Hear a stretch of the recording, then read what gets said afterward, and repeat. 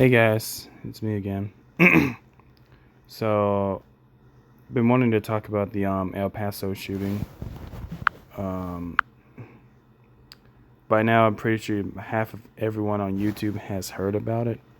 The reason why I haven't talked about it earlier is because I didn't want to talk about it right away because um, due to the fact that I want to have some time to learn. I kind of want to wait for more updates from whenever stuff like this happens. But aside from that, that's the main reason why I don't talk about situations like this. But anyways, um,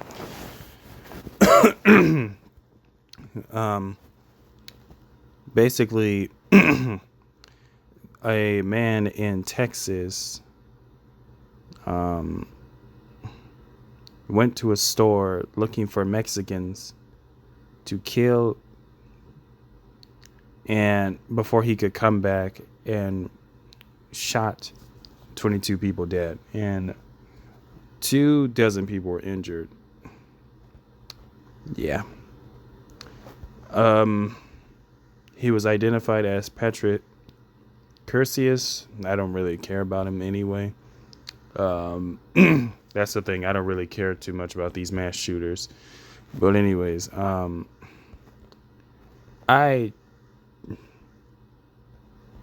never understand how anyone can do this. Let's just play the news clip and see what happens, what they're talking about. And solutions after those two deadly mass shootings. This morning, we're learning more about the victims and heroes.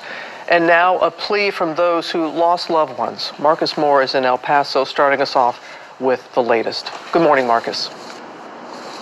Robin, good morning. The area around the Walmart is still cut off as investigators continue trying to recreate Saturday's horror, and this morning the grim news that the death toll has climbed even higher. The massacre at this El Paso, Texas Walmart has now claimed at least 22 lives as officials announce more victims succumb to their injuries. Law enforcement also telling ABC News the suspect, Patrick Crucius, had driven to El Paso looking for Mexicans to shoot.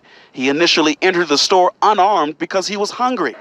Satisfied with the crowd of thousands taking advantage of back-to-school sales at the busy Walmart just 5 miles from the U.S.-Mexico border, police say the shooter returned, this time armed and ready to open fire. We're dealing with the tragedy of 22 people who have perished by an evil, hateful act of a white supremacist. And now we are learning more about the victims. Arturo Benavides was at the self-checkout when the shooting started. Family members said he was an Army veteran and longtime bus driver in El Paso.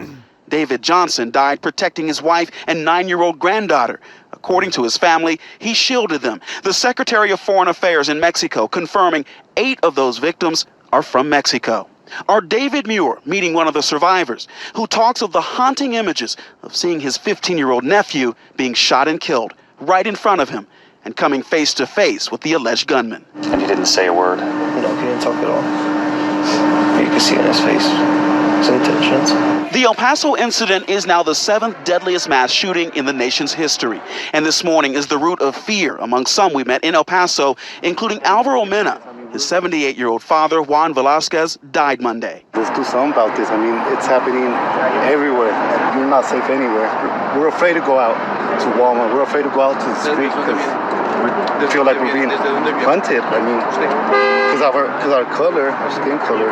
And overnight, El Paso strong, the community coming together, seeking hope and peace in the midst of madness. And I spent time yesterday at the international bridge that crosses over into Mexico, and some people told me they are very much fearful of being targeted as this city tries to heal and also prepare for President Trump's planned visit tomorrow. Michael. All right, Marcus, thank you. Our thoughts are still with those families. This washer holds a lot of laundry. Well, that's going to come in handy. Sorry about that. But anyways, my thing is, what do you have against Mexicans? Like, why in God's name? Honestly, What do you have against Mexicans? Like, seriously. What do you have against Mexicans? They did nothing wrong to you. Like, this dude was so hateful and evil to the point that he wanted to go over and kill a bunch of Mexicans that were just minding their business, right? And this, oh my God, I don't understand what goes in the mind. I don't understand what goes on in the minds of these mass shooters.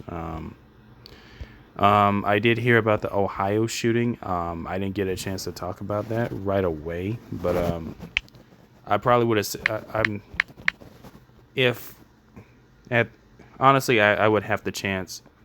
I would say sort of the same thing if it came to that. But honestly, bro,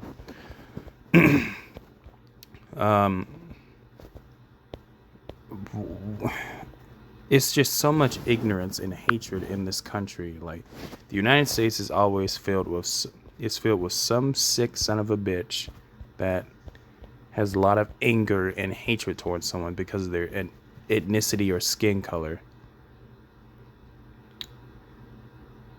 When are we going to stop doing this to each other?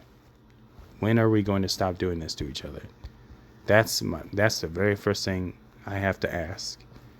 When are we going to come together and accept each other for who we are and what we believe in?